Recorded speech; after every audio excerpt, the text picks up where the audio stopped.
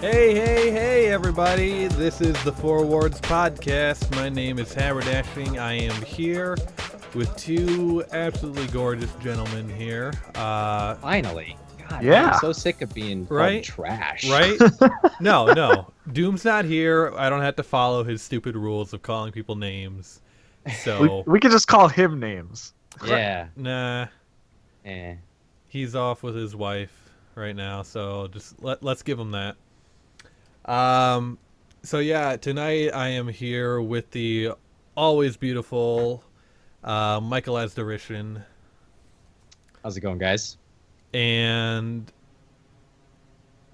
Uh-oh. I'm just trying to think of a good compliment for you that's like really, personal. I'll just say beautiful for right now.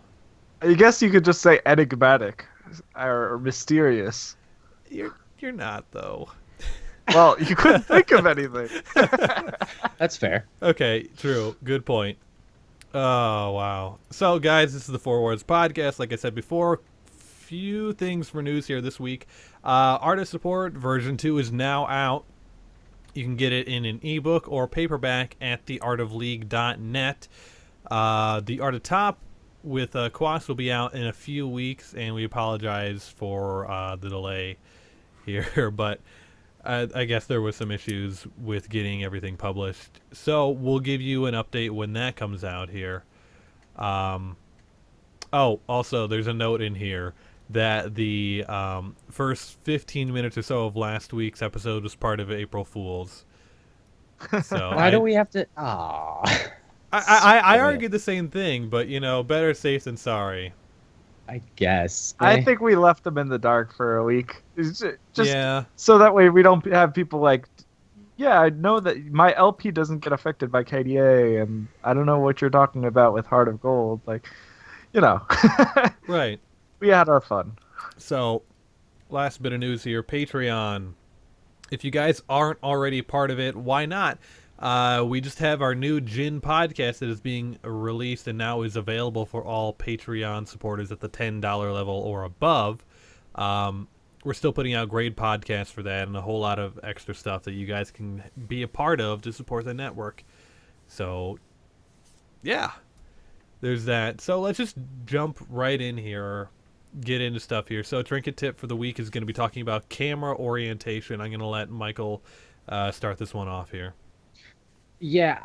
So how many times have you been just chilling and you're throwing skill shots all the time, and you're throwing skill shots and you throw one and you're like, that's going to hit, that's going to land. And then it doesn't land. You're like, why the hell did that not land?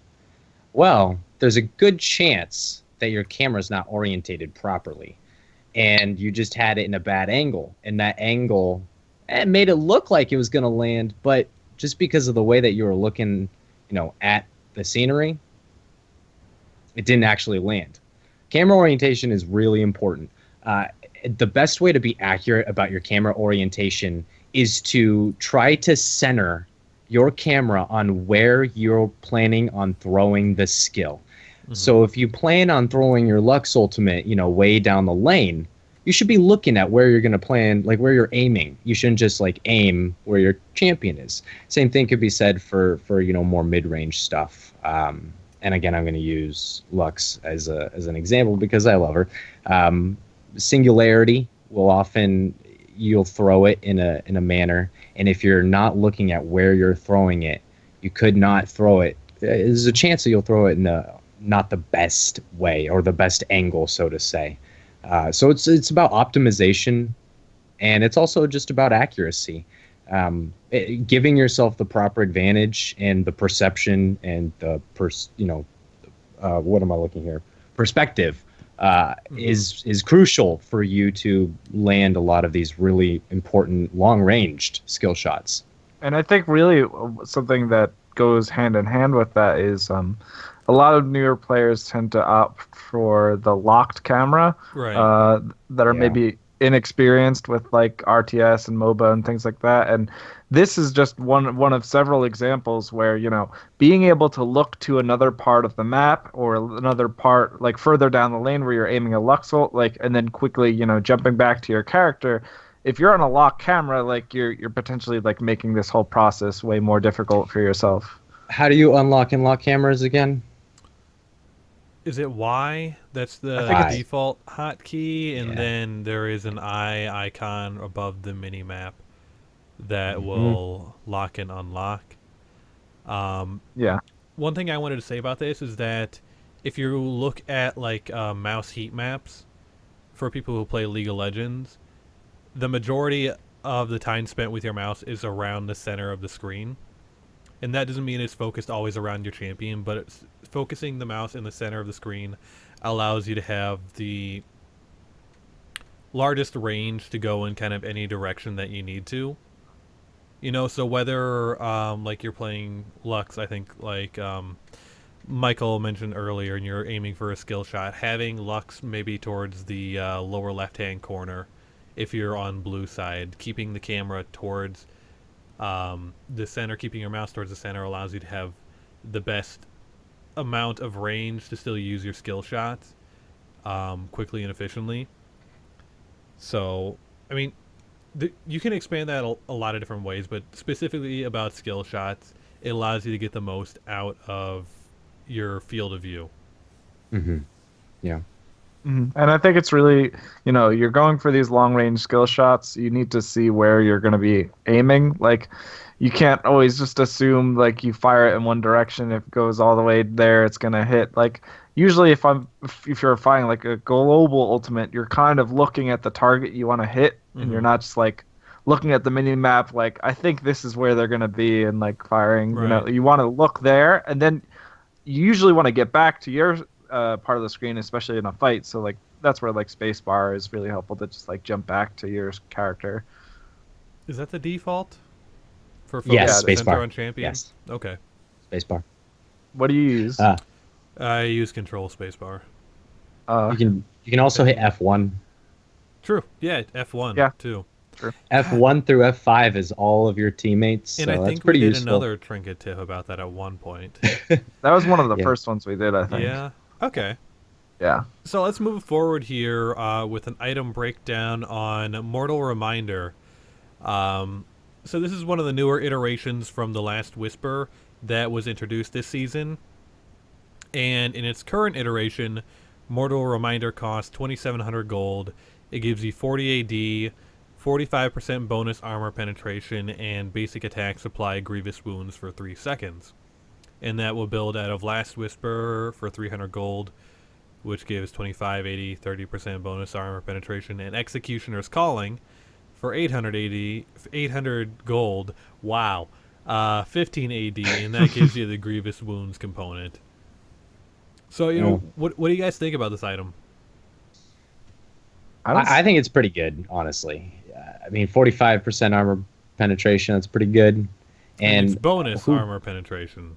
oh, that's true. So it's only really that effective if you have If so, extra, yeah, some sort of armor penetration comparing item. it to the old Last Whisper, which used to give 35% armor penetration, total armor penetration, in order for it to give the same amount of armor penetration as the old Last Whisper, you have to have roughly 4.5 times as much bonus armor as your base armor. So Yeah. that's a lot of armor. You're not, in most scenarios, you're not getting as much usefulness out of it as you used to with the old Last Whisper. But there's a thresh on the enemy team. Yeah. True, and Well- then wow, They also that one heal, example. and you can That's- stop them from healing. Right. And I mean, that's why they split this up into the two different iterations, where you have Lord Dominic's Regard, where you add in the component of health, and the more health an opponent has, the more damage you do. And that starts to out damage the old Last Whisper pretty early on. This component, you're trading out that extra damage for the ability to have the Grievous Wounds passive. Yeah. And that's why I would say I don't see Mortal Reminder built that often, because I mean there's situations where like against a team with like a Mundo and a Volibear, like it can be, very helpful, but I think against a lot of team compositions, if people are choosing one or the other, they tend to lean towards Lord Dominic's. Yeah, I mean, like, with pros and cons of like this versus Lord Dominic's Regard versus someone say Mundo, you're trading their healing doing 50% less versus doing an extra roughly, I want to say 10 10% more damage to them. So in that situation, the Mortal Reminder definitely is a better buy. Yeah, and I have to really point this out here. This happened several patches ago, but in case people weren't reading patch notes, Soraka, they changed the way that Grievous Wounds work, so it works on self heals, not when you're healing other people. So buying this item, just to deal with Soraka, might not always be like the best idea because like it's not really gonna shut down her healing on other champions. That's sad. Yeah. But it's weird too. There's still plenty of other champions that really focus on healing themselves, and if you have even like an AD carry building double lifesteal like Callista, this can definitely hamper their ability to stay alive in fights. But like you said, Volibear, Mundo, maybe Master Yi, definitely someone like Fiddlesticks. There's a lot of healing to be cut down on a team, and if they're the ones causing the problem, this is Swain. Right.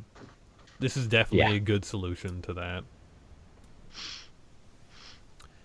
I was trying to compare this to like the AP version, Morello. but it's really not, because Morello only applies when they're at a certain percentage of health, right? And this is kind of just every auto attack.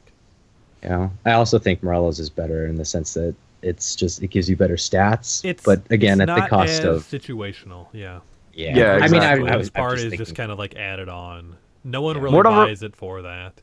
Yeah. Mortal Reminder feels like it's an item that's meant to deal with like healing, whereas like Morellonomicon has like the bonus of being like really effective against self healers. Right, and that's why I couldn't actually compare them, and I was like, oh, that's a terrible comparison. Yeah, but I mean, it's situational, but it does its job really well, and that's kind of the takeaway from this. Yeah, I think. Absolutely.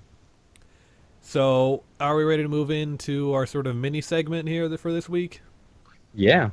We want to, we feel like there was some stuff that we didn't get to talk about last week for Skillshots, so we're going to break those up into a few small conversations here and make sure that we talk about everything that we want to talk about for Skillshots. So if you are very new to the game or you're interested in hearing more of the discussion, definitely go back to last week's episode where we go like very high level, like what is a skill shot? What are the different types of skill shots? And then towards the end of the episode, we talked a little bit about, the different techniques to landing them effectively. So there's a lot of great stuff we talked about there, but there was really so many different ways that skill shots are used in League of Legends that we felt like there was a little bit more that we couldn't really leave out or leave you hanging. Mm-hmm. Yeah. So and we were. Yeah, go. We also didn't really touch on being the flip side against skill shots either. And there's a lot to talk about, just looking at a skill shot and what to expect from one, as well as taking skill shots and dealing with them. Well, let's just start off with the first sort of topic that we have put in here with quick cast and smart cast.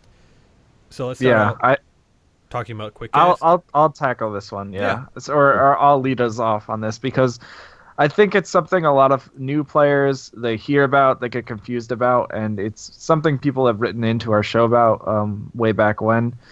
So in League of Legends, if you just installed the game, you cast an ability and then, it shoots a little range indicator out and then to show you where you're going to cast it. And then you click after you've hit the button QWER and then you'll fire it in that direction. You can also press the ability and then it shows the range, but you don't have to commit to it. You can just kind of, see the range of the ability. Smart cast, or I guess they call it quick cast in the client nowadays. Yeah, wow, Yeah, I thought they were two separate things. I was thinking quick cast was self cast. My No, bad. that's yeah. So they most people who have been around for a while before they like called it quick cast, let's call it smart cast, but they're Can I interchangeable. touch on why it's called smart casting? Just because Go I for it. love giving history of words. It was called Okay. smart casting because originally um, it was supposed to talk about the nature of the ability. You talked about slow casting, and slow casting is exactly that. It's very slow and tedious. You have to type multiple buttons and aim, and that's a little bit different. Smart casting, everything is based off of where your cursor is, and that's what's intelligent about it. Is it uses your cursor, and that's really it. And that's why it was called smart casting, is because it's so smart that it Hmm. doesn't need anything except just your cursor, and all you got to Yeah, do is hit. but it really So fits more to say like quick cast versus, yeah, and it I does. wish like the regular would be like called precision cast or something like that.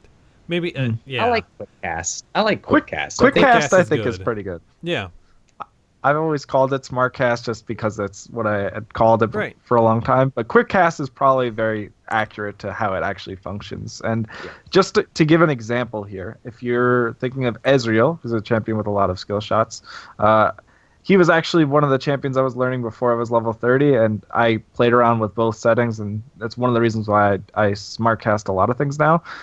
If you think of an Ezreal Mystic Shot, his Q, if you were to have the default settings on, you Hmm. would press Q. You would see like I don't know a 1300 1100 range indicator, and then Actually, if you no. left click, I think you'll it's fire out his skill shot.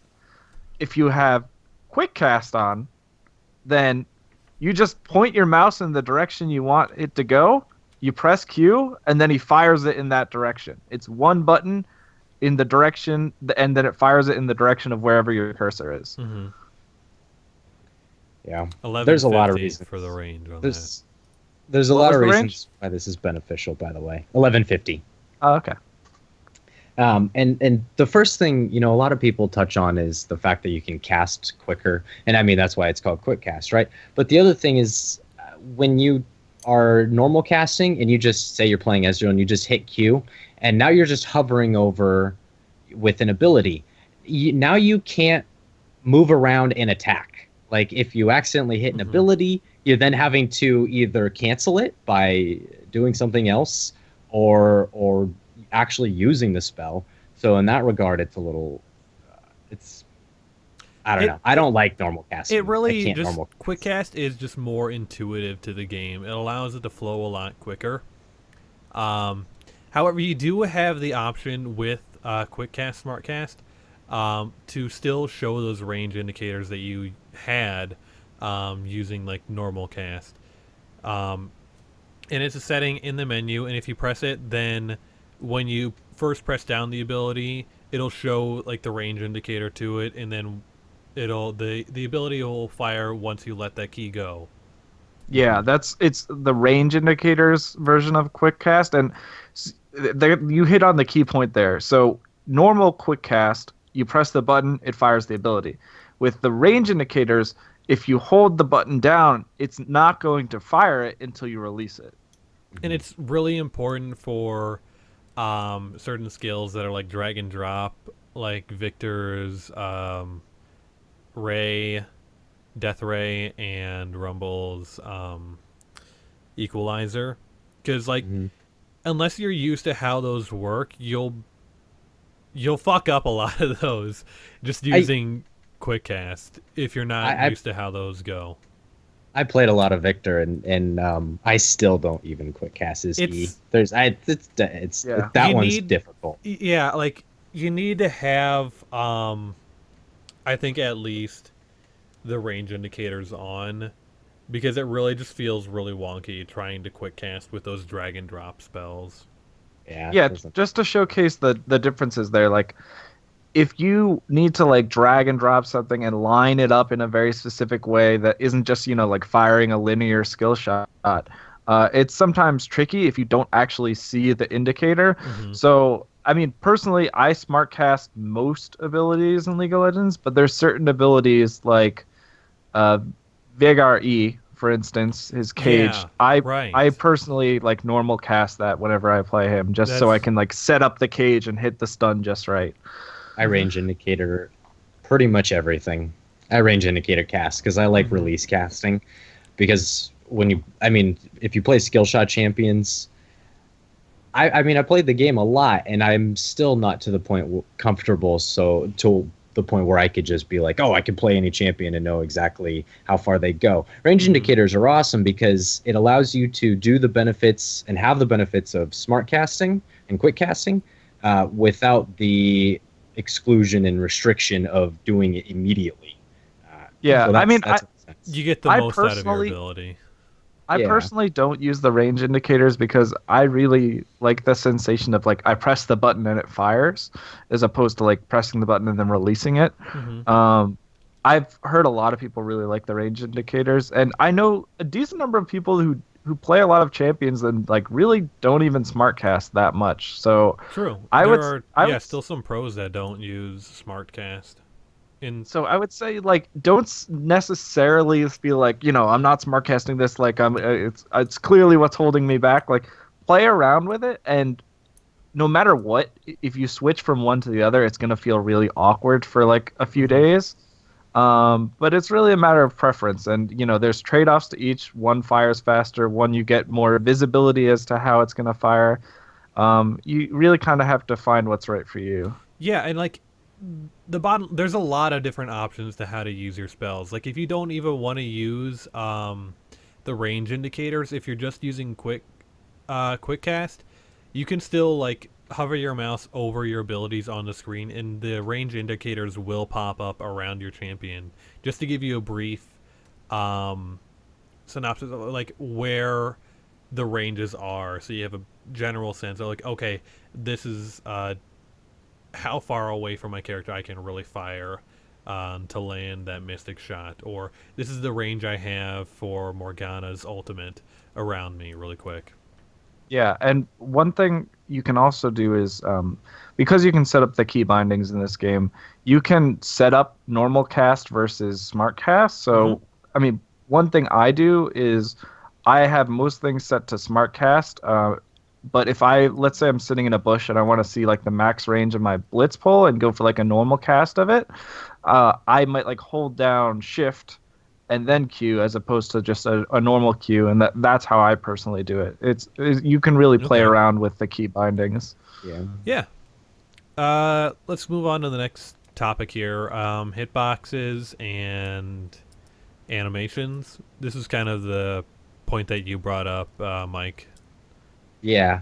It was one specifically that I feel like a lot of people I mean, I guess it's not that important for newer players, but a lot of you like maybe more experienced players will profit more from this. And it's the idea of becoming familiar with uh, how a skill shot lands on an enemy champion. And that sounds really weird, but like when you think about any of the games that you've played, you could probably think of quite a few scenarios where you were surprised when a skill shot hit you. Mm-hmm. And to be honest, that's part of the game. Like you shouldn't be surprised. You can be, but you shouldn't be because it is part of the game. If there's bugs, they usually get fixed pretty quickly. Yeah. So when a skill shot lands, you need to figure out why it landed. And if it looks like it didn't land, you're well, you were probably wrong about where the hitbox was and where the reference for So, the what animation is a is. hitbox for somebody who's never Sure. heard the term? Yeah. It The is. hitbox Go ahead. is Yeah, go ahead. it's the area around your champion or an enemy that can be basically hit. It's usually circular, and basically, if anything crosses that threshold, you receive the action. Yeah, and like going with that, both your champion and the abilities have their own hitbox. The difference with some of the abilities is that some of them are center to center, and some of them are center to edge. So some of them hit only when they are at the center of a champion. I think like an example that would like Ash Morgana's, ultimate. yeah, Oh, Morgana's ultimate and stuff like Ash ultimate, and then most of them I think are edge to edge though. So if yeah. they Well, even touch part of the box, it is considered a hit. Like Morgana's binding and that's why you hate it so much, because it's a million years wide, and it'll still hit you no matter what. Because that's a good example of an ability that the hitbox doesn't always match up with the ability animation. The actual hitbox is wider and longer, so even though it looks like it ended, it still like goes out for another 25 units basically that can still hit you. Yeah, you see it a lot with champions like Thresh and Nautilus, where it looks like their hook like just missed you, and then all of a sudden it seems to hit you anyway, and you're like, what? Like he missed it, but like reality, it crossed your hitbox, but the animation was misleading into making it look like it didn't hit. Right. It's what I call clipping. It's what a lot of people call clipping, where like you graze somebody and you're like, wow, that hit. Huh. And it like barely hit. Yeah, it barely hit, but it still hit. And that's all it really needs to do, is it needs to land. It needs to pass that threshold of that hit. Which, so the takeaway from this, I think, is that it's good to know the hitbox of your champion, both like your own personal hitbox and the hitboxes of your abilities, so you can really use it to your advantage.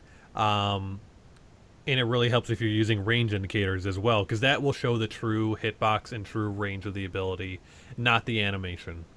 yeah, don't trust animations and particles, because they can oftentimes be very misleading.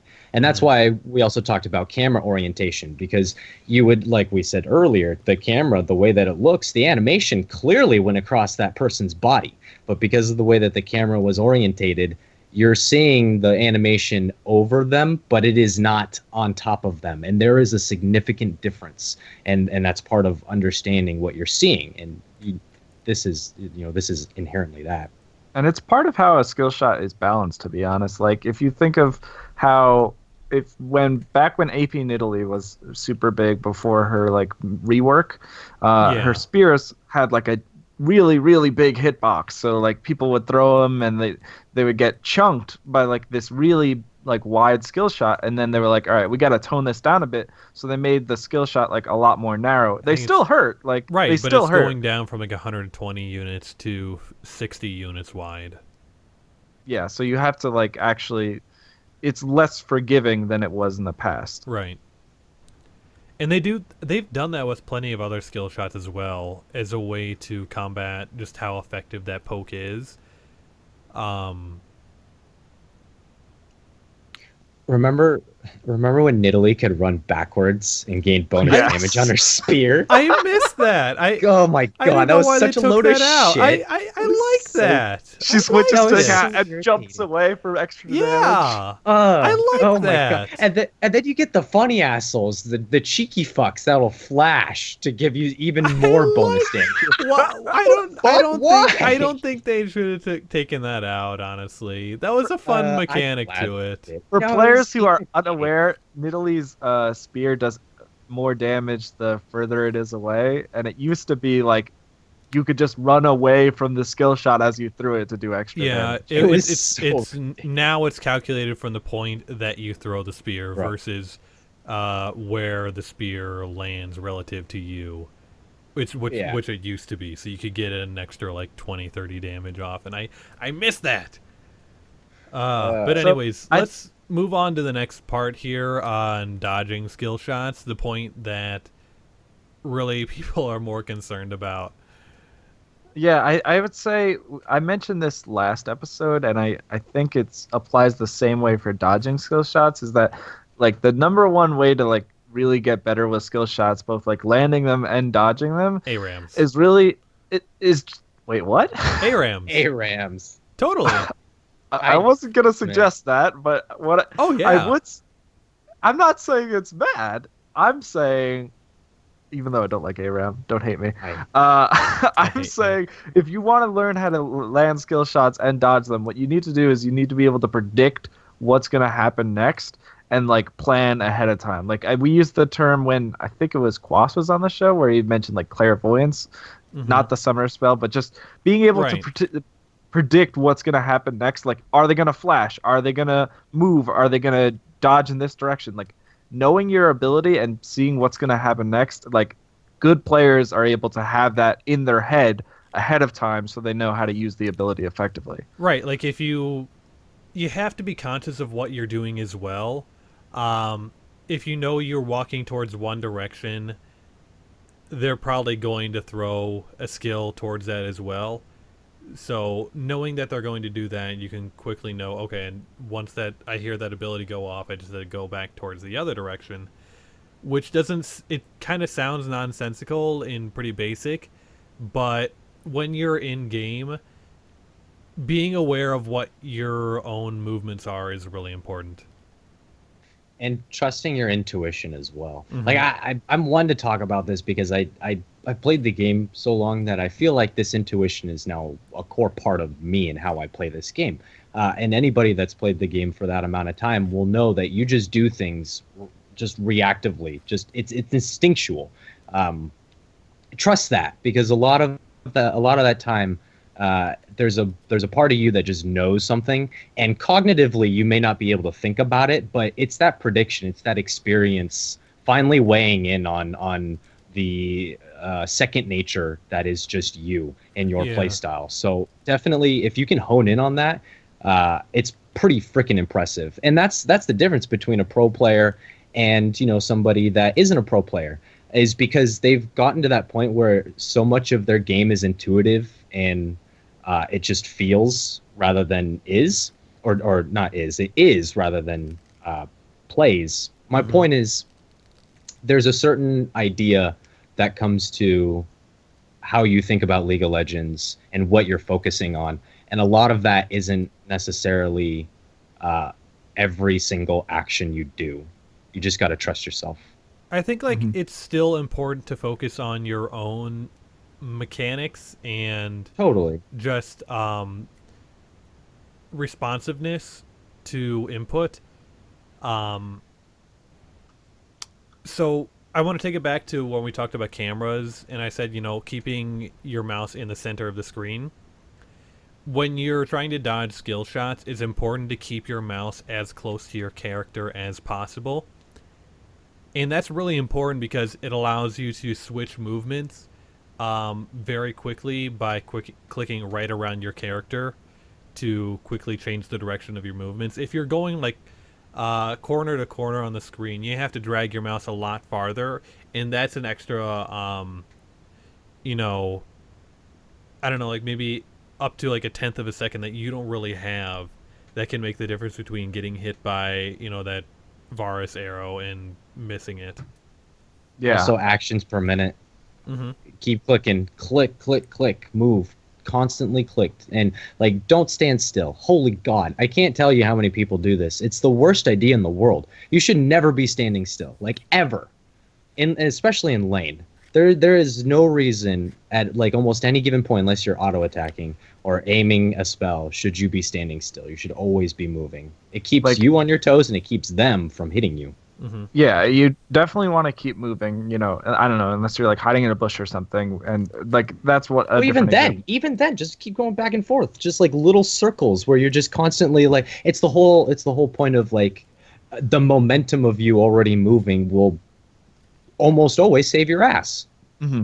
I wanted to go back real quick though to the example Haber was talking about, and just give a very basic example that I see a lot of newer players not see. Okay. So he mentioned about anticipating what your opponent's going to do and play around it.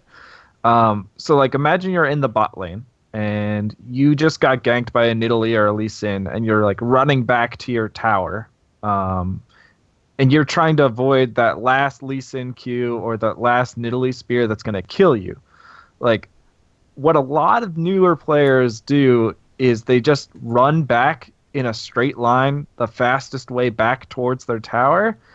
And oftentimes this is the easiest thing in the world to hit you with a skill shot. So what should they actually be doing in that situation? Zigzag. Well, go diagonal. I mean, I think, boy, I agree, it's not always the best idea to just go right back, but going, serpentine patterns back to your tower waste a lot of time as well. Well, you don't It's not like you're running in circles. Yeah, I understand. I mean, like but you're running away from them, but you're also not going. It's not like you clicked once and you're like, all right, I'm leaving. You're Right. clicking and like moving in a slight angle.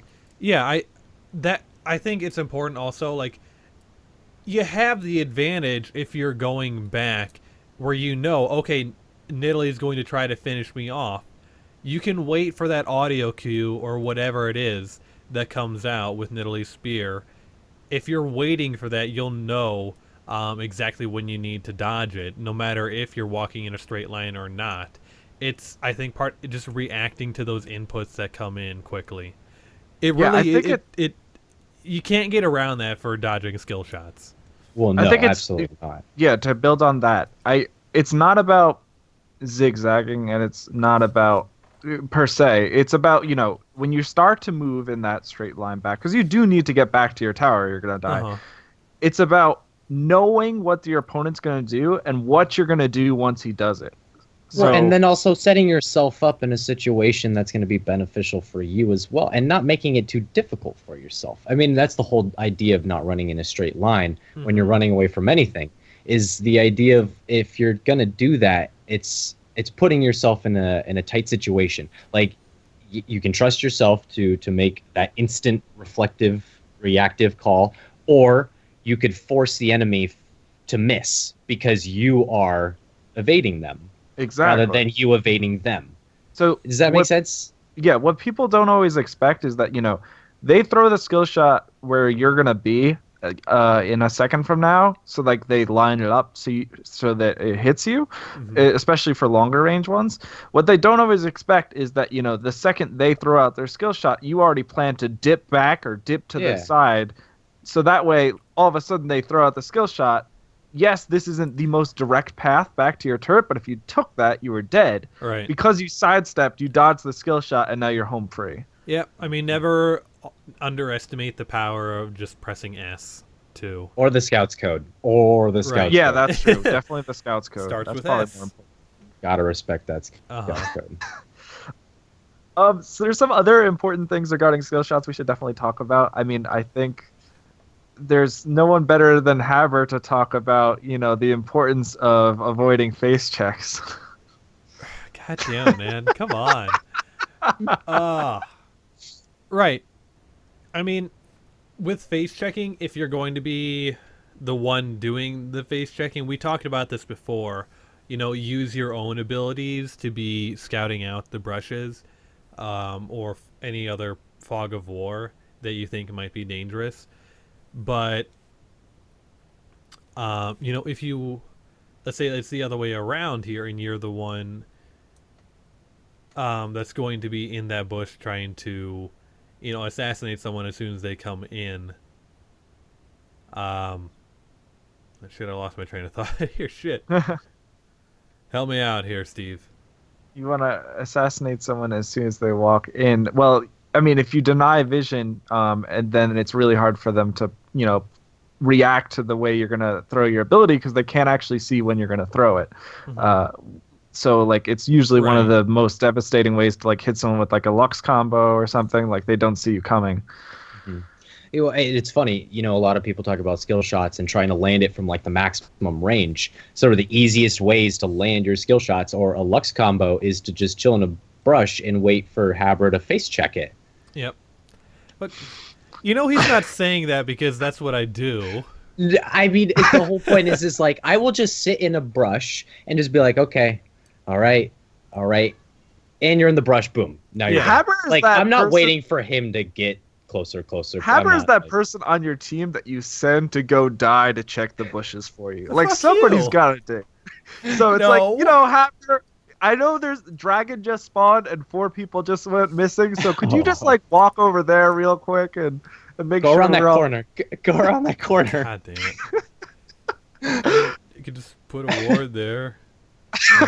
I mean, nowadays you can just fucking listen because they make it so easy to know when things are happening. Loot Like, trinket it's is funny. super good too. Right. Yeah. But one thing I definitely want to mention, moving a little bit away from face checking, is if you go back to the example I mentioned before, you're running back to your tower, somebody's trying to finish you off with a skill shot. One thing I see a lot of lower level players do is like the second the enemy gets close to them, they panic and then they like flash. They use their illusion dash and like they're like, oh god, I need to get as far away as possible. And then right after they dash and flash, like they're super easy to hit with the skill shot because they're still within range. Yeah. And they have no mobility. Yeah, if you're playing a mobility champion, you can use that mobility to dodge skill shots. Right. That's the whole point of you having it, to be honest. That's literally why you have it. It really, like, it is a sort of game where you play, okay, are you going to dash first, or am I going to throw my ability out first? And the longer that game goes on... I don't know, I don't think... I mean, how many times have you either been on one of those sides where you're waiting for someone to throw that ability because you're Lucian, you're Ezreal, you're someone else, or anyone with your flash, just, okay, I'm waiting for you to throw that out because I don't want to blow it too early. It's a game of chicken for sure, but it's definitely like you use it after them. You don't use it before. You use it after. Like, that is literally the entire point. So it's almost not chicken in that sense because you are seeing it happen. You know what's going to happen. Like, you're basically there, you're playing like Lucian or whatever, and you're like hovering the ability, like waiting for that moment when they throw out their skill shot. And like the second they've committed to using that skill shot, that's when you try and dodge it. It's like the moment you feel it, it's already like... And I think this is where like moving in a straight line is definitely where that comes in. And we've said it before, if you're using one of those abilities, never travel right in the same direction as the skill shot. It's always go off to the diagonal or any other way that gets you out of harm's way. Never flash, never dash in the same direction as that skill shot. Screw you, because my favorite school is the Prometheus school of running away from things. Right, so. Thank you, CinemaSins. That show really degraded. Like, I love CinemaSins, but it's so not as good as it used to be. Total sidetrack. Okay. I still like it. I do too. I like that you brought up the idea of being unpredictable because I think that this is really something that's funny and fun to touch on too. I'm going to say this because I do this really frequently. The whole idea of like juking people is something that a lot of people think of when thinking of dodging skill shots. If you know where people are on the map, and this doesn't really play into terms with skill shots, but it kind of does. If you know where people are on the map, it allows you more freedom to go to places that you usually wouldn't go to. I can't tell you how many times I've lost people in the enemy jungle just because I had the audacity to do it. Mm-hmm. They don't ever expect it. Like, why would he run into our jungle? Oh, he sees two people top, one person med, one person is dead. I see why he's in the jungle. Like, it's not necessarily unpredictable, but it is because they don't expect it. Yeah. Like, why would they go in the enemy jungle? It's being unpredictable will almost always be your greatest asset in dealing with the enemy because they just don't know how to deal with it. Yeah, ultimately, if the enemy has like a really deadly skill shot and you become very predictable in your movements, eventually they're going to realize, oh, you always move to this position for the cannon creep, like without making any variations in your movement. The next one, I'm just going to blitz hook you or something, like, and then that could be a really bad time. Yeah, like, I don't know if we even talked about that last week, but looking for patterns that players develop themselves, not unique to a certain champion, but the way that certain person reacts to abilities or things that happen in lane. Well, to grow on that, because you mentioned it, champions also have tendencies too. So, yeah. True. But continue, Haber. No, that's fair. Go ahead. I mean, but like you said, for being unpredictable, you can't always do the same thing if you're going up for to get a last hit, or when you're resetting between auto attacks. Some people have the same habit of the auto attack, run, go back, auto attack again, and they keep going in that exact same pattern. And, pretty soon people are going to identify, okay, he's doing the exact same thing over and over again. You have to vary things up if you don't want to be hit by skill shots. Yeah, I mentioned an example last week, but I really like this one, so I'll mention it again. Like Katarina is a melee champion for the early levels, but a lot of times Katarinas will put a point in their queue to like farm from long range. If you're playing like a Lux against a Katarina and like it's like level 1 versus level 1, like she you can probably predict that she's going to get into range to throw her dagger at like a low health creep, and you can throw it like at the range of where that dagger is, so that way like if she keeps doing this pattern, you know exactly where to throw the skill shot. Yeah. So, any more points we want to make on that, or are we ready to move into a couple listener questions? I think we're good to go. I think we've got a lot of questions to get through, so I say we just dive right in. Okay. So first one on the list here. Cool. Yeah. Sure. All right. So this is it's Isaac Orion. I think his name is Isaac Corian. Or is it Isaac Orion? Orion. Isaac Orion. Orion. Oh, that's Sure. That's probably. Let me set up my question. In a normal draft pick, I picked Lysandra into what I thought was Renekton, and then Nasus locked in and Renekton went mid. I took Teleport and Flash at the beginning of the game. I think I did great at keeping Nasus from stacking, but after his first death, we returned to lane. I picked up a needlessly large rod, and he grabbed a Spectre's cowl.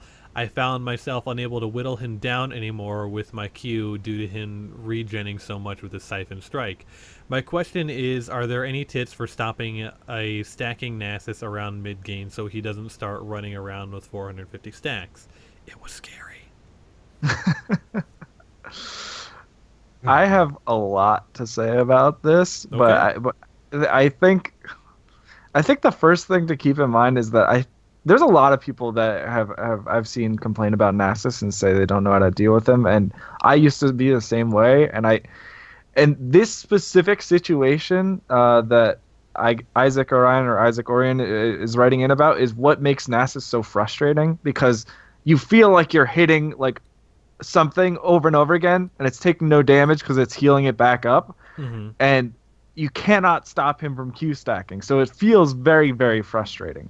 But if you think back to like when we did our episodes on win conditions and how to actually, win the game, a lot of times players are struggling against Nasus because they're not actually approaching like the way you play against Nasus properly. Or what sometimes also happens is they hear some advice about what Nasus is weak against, and then they tunnel vision Teemo. and misplay. Every time. God. Teemo. What? It drives me mad because you the minute shit on Nasus Teemo hits with 6, Teemo's dead. It's like, oh yeah, I'll just play Teemo against Nasus and Q him every time he goes for a Q. And then you're out of mana after 4 Qs, and then you're fucked at level 6, and then you just lost us the game. But I mean, like, it's a strategy that people have is to poke Nasus out so he doesn't stack, or to shove him under tower, which is all legitimate. But there does come a point, if you're playing a Nasus that knows what they're doing, and they're building the right way with the right runes, right masteries, and they're building early defensive, they're going to sustain. And there's not a whole lot that you yourself can do about it, unless you and a jungler want to start camping that lane and keep putting him down over and over again. He's going to just keep farming. So you have to decide, okay, are my resources better dedicated up here in the top lane fighting this Nasus? Thank you. Or is it better spent elsewhere on the map influencing mid lane or teleporting into bottom lane? Because yeah, go ahead. Really, unless you're for the whole game trying to keep Nasus down, he's going to get to that point later on where he just becomes a monster. He puts a timer on the game. I would say there's 3. I isolated 3 misconceptions about Nasus that I felt like I needed to refute when I responded to this email, and you hit on one of them, which is, a lot of players, they see Nasus and they say, what are you doing? You're letting Nasus stack his Q. Like, what is going... Like, you can't do that. You need to stop him and stuff. But as Haber mentioned, there comes a point, and just like the reader wrote in when they said this, there comes a point where he reaches a threshold where he has enough sustain and he has enough tankiness that you being in the lane with him is meaningless. Like, you're not going to be able to stop him from stacking his Q if your Lissandra Q does less damage than his Siphoning Strike heals him. Yeah. Well, I think you You have need an to option. recognize that occurs. Well, yeah. Especially, like, I want to say, like, because you're playing Lissandra, I think you could have done better for itemizing. You go back with a needlessly large ride. You have that option of going into a Morella Namicon, actually, if you want to try to keep him down and cut off his regen. If that's your goal, is to just, if like the rest of the lanes are doing fine and there's no real reason why you have to join Morella Namicon in that But that scenario, only works when he's less than 50%. Yes, it does, I, but you can get him down past that, I think. I think, to be honest, I think the better item against a Nasus would be something like Leandry's, because he's going to be getting health anyway, and that's decent at, burning him down, which is always good. Constant damage on Nasus is generally the best way to deal with Nasus. Perpetually doing damage to him. Not burst, perpetually. You have to constantly be dealing damage to him. I don't like a Leandry's rush, honestly. No, not a rush, but he has his needlessly large rod build into something that you core need, something that you really and that's want. where you could say Morella Namicon, I think. Yeah. That is one of like the kind of mage core items that you have to choose from that gives you the mana and CDR. I can touch a lot on how to deal with Nasus because I fucking hate Nasus, and I spent a lot of time figuring out how to deal with Nasus. And Haber is pretty right about his presumptions on Nasus. There will be a point where he cannot be stopped, and it's just kind of the way that he is. He becomes raid boss status. However, he's kind of like that for the majority of the game, to be honest. If you don't know what you're doing, he's going to abuse every aspect of you. And it's funny because a lot of players will put time and effort into trying to shut him down, and they know that, or the Nasus knows that you're trying to shut him down. However, he doesn't give a fuck. You'll notice no Nasus will fight you early on. No good Nasus will fight you early on, because that's not what they care about. And you wasting your time trying to prohibit them, if you're doing that, wasting your time and not actually prohibiting him, then I just fucking said it. You're wasting your time. You should spend your time better, doing other things, either helping out the jungler, invading other places, pressuring other lanes. I'm really happy Haber brought that up, because that's something that top laners don't do whenever they're up against a Nasus. They feel like they need to stay up there because he's a problem. He's going to be a problem no matter what. You can't stop him. He's going to farm. The best you can do is shove it into tower and go try and find an opportunity somewhere else. Especially or you get your teammate up there and you fuck his day up. But you can't do it alone. It's not going to happen. Yeah, but like you can do that. That's not totally... later on, not mid game. Yeah. Well, early like game, I said, sure. you can exhaust a lot of your resources having your jungler camp that lane.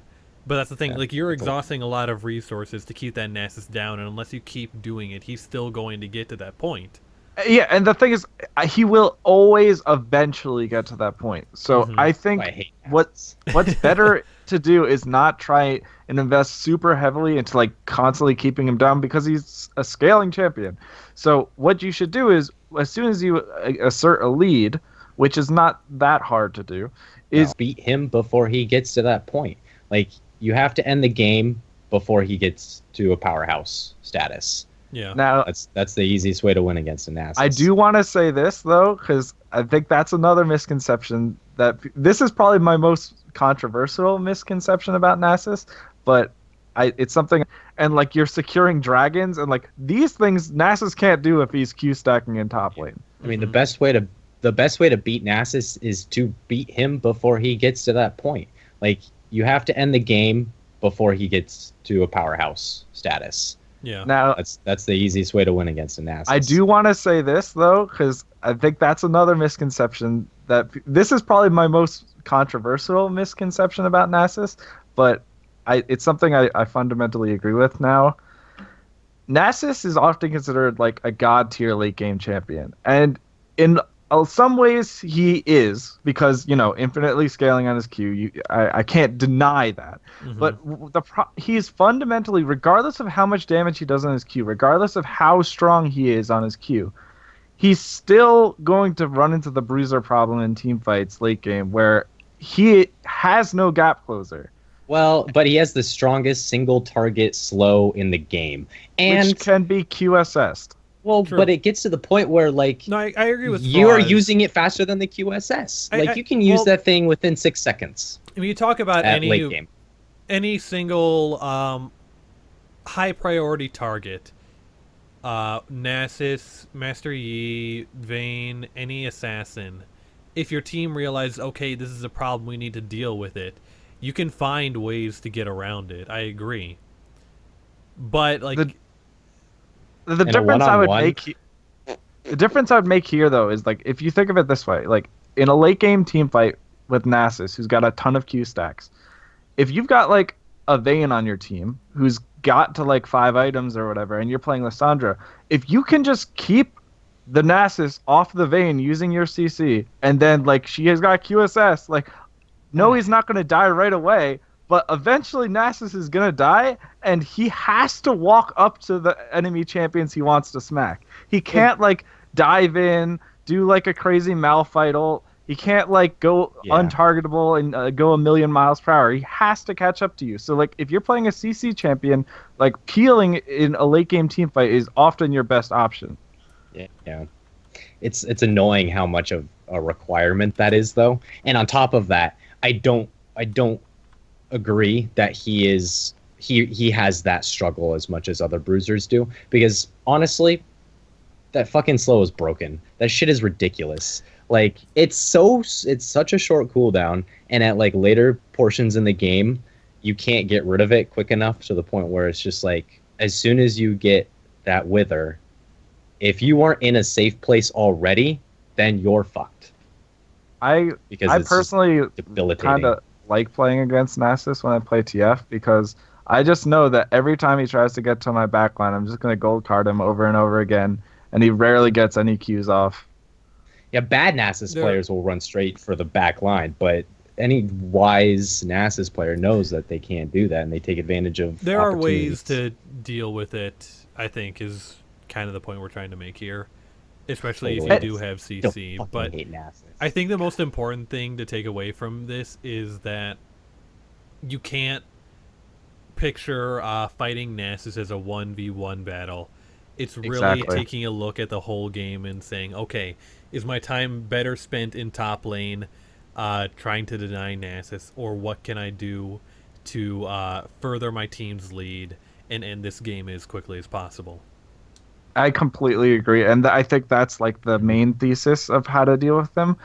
And one thing I just have to bring up before we move on is that a lot of newer players think they know how to play aggressive against Nasus early, and they end up pushing the lane a lot. Or sometimes they hear things like, "Oh, Nasus players hate it when you freeze them and things like that." Oh, please, they love it when you freeze them. Are you kidding me? That's their heyday. So if you gradually harass Nasus, eventually the lane's going to push in his favor and he's going to freeze by tower and you're going to struggle.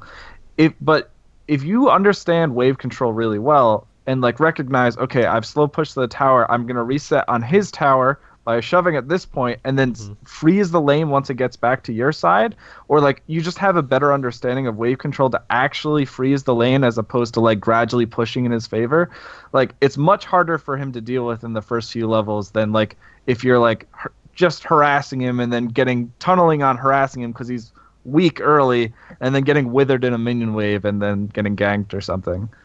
Yeah. I mean, early on you want to keep the wave in the middle, definitely. But as it gets closer to 6 and later on, pushing him into his tower and then backing off and then waiting for the wave and doing exactly or roaming, things like that. Or roaming, yeah, absolutely. Yeah. You got to understand there's a certain point where now it's a threat. If he gets a wither and there's a jungler gank, you're probably going to die if you're pushed into his turret. However, pushing him into his turret is one of the best ways to deny him stacks because he can't Q quick enough to the point where minions are dying. And minions will die in front of him, and he just can't Q him. So it's a good way to deny stack, but at the same time, it puts you in a bad situation. All right. Well, let's move on here. I think we got time for a short question. Okay. So I'll give you guys an option here. We have one from Gray White and one from Alpha. Which one would you guys want to do? Alpha. Gray Whites Alpha? is actually pretty complex when you think about it. Okay. So this comes in from Alpha. It's not his nickname; it's his actual name. He said, "I just had a quick That's a question." badass name. Right. It's fucking cool. I just had a quick question about your last episode. Sorry if you've addressed this already, but when you guys were talking about the guaranteed losses when playing with a new group of friends, I was wondering what your thoughts were about smurfing. I realize it does have a negative effect for the enemy team, but I found that when playing with a new group of friends, the learning curve was much smoother compared to playing on my main account. You want to know the reality of it? Is there is literally no reason why you shouldn't or aren't allowed to smurf. And if anybody gives you shit for smurfing, it's not their fuck that. It's not their call. I mean, I can't think of a league player that plays a lot of league that doesn't have two accounts for whatever reason. And there's nothing wrong with that. Why is there something wrong with that? So in theory, I don't like smurfing, but I think the way the system works, because there's really no safeguards against it, and it's just a reality of the situation, like, I accept that people do it, and I think in this specific use case where we're talking about trying to introduce new players to the game, I understand why some people do it. But, however, regardless of whether or not you choose to smurf or play on your main account, if you are assuming you're like experienced at the game, you're still gonna screw over your friends even if you smurf, because the system will detect that you're a smurf relatively quickly, and you're gonna start playing against other smurfs. Yeah, It and doesn't that's take all that long. And I have to say, Michael, like, especially for the people who are newer to the game, they feel, what it's like to going up against other Smurfs and stuff. Which, like, you're Yeah. right, the system does detect it after a while, but it still can be a problem if you're new to the game and there's someone just completely stomping you. everybody has to deal with it. I'm sorry, I don't feel sympathy for people complaining that they have to deal with somebody better than them. I don't. I'm sorry. You play soccer, you play any That's a good way of sport, you're putting gonna it. fight people that are better than you. And just because they're better than you doesn't mean you shouldn't play against them. I think that's horseshit. In fact, you should play against them because it makes you a better player. Like, I get that it can be frustrating because you're losing, but that's your own fault because you're mad that you're losing, which is fine.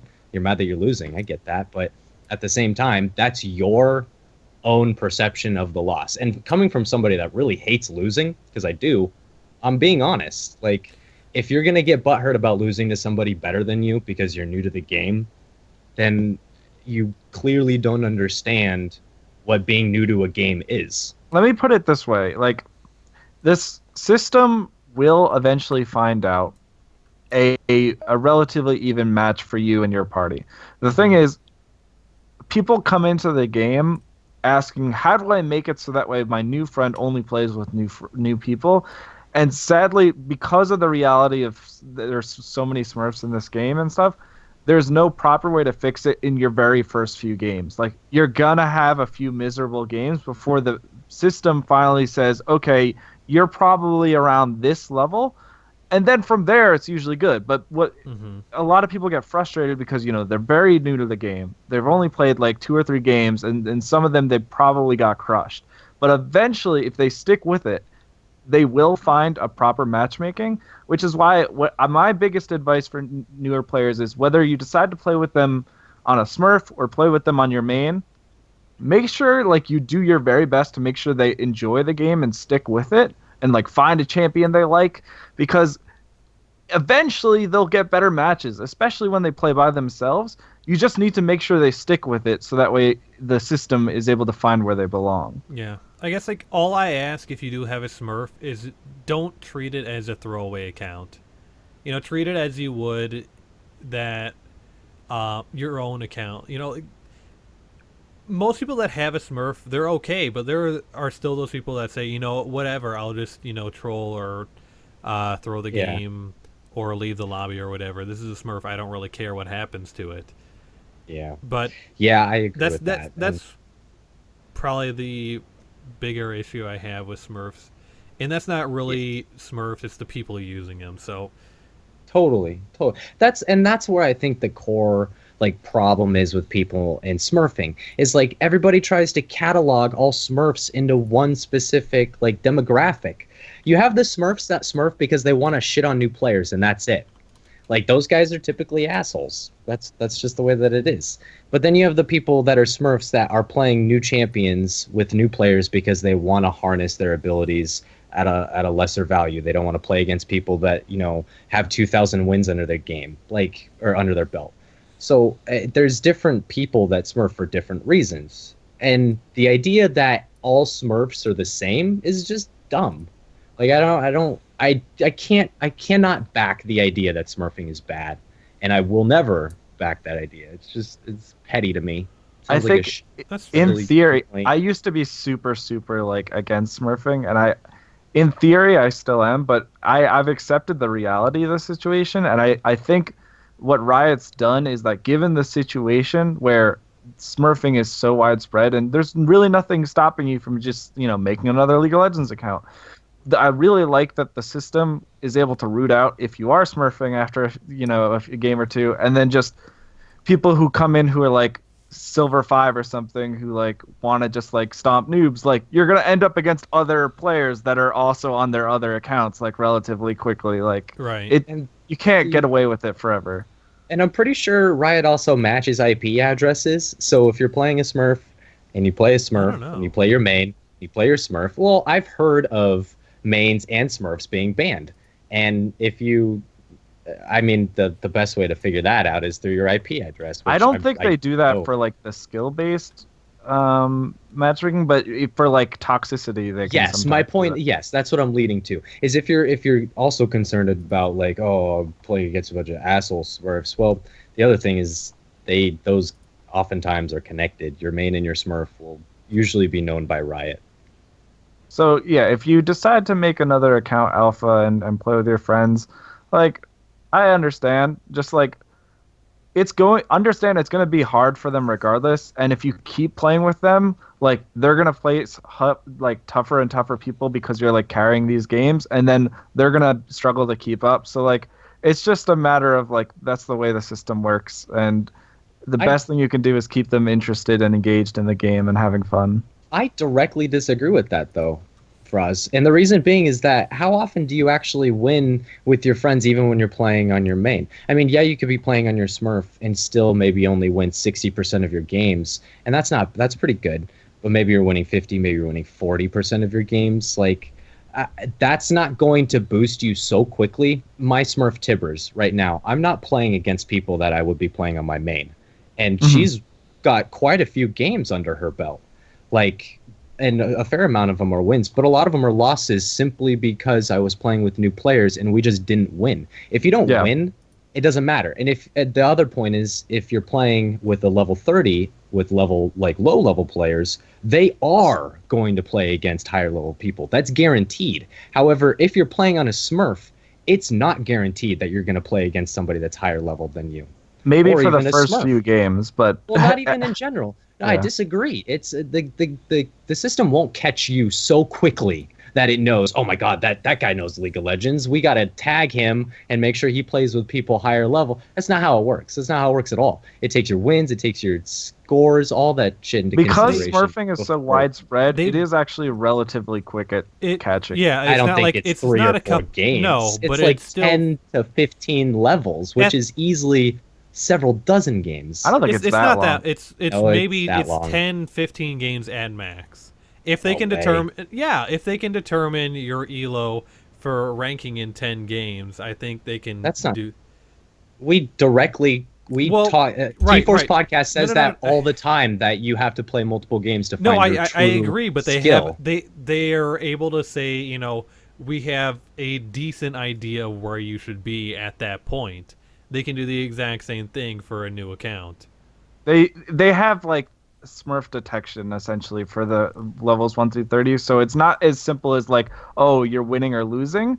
Like they can tell, like, okay, if you're pulling this out and you've only played like 3 games, like clearly you didn't just install League of Legends for the first time. Right, and we don't know exactly what those are too. They kind of hide some of that information, but whenever you see threads about people like saying, oh, I started another account and like I can't believe new players have to deal with all these like Smurfs. It's like you're dealing with other Smurfs because it realizes you're a Smurf relatively quickly. So that's probably going to be all the time that we have here for this week. We'll be sure to catch up on some more of these listener questions here next week with some more new content. So thanks everyone for joining us this week. We'll be back. See ya. Bye. All right. Guess we lost Asterison's web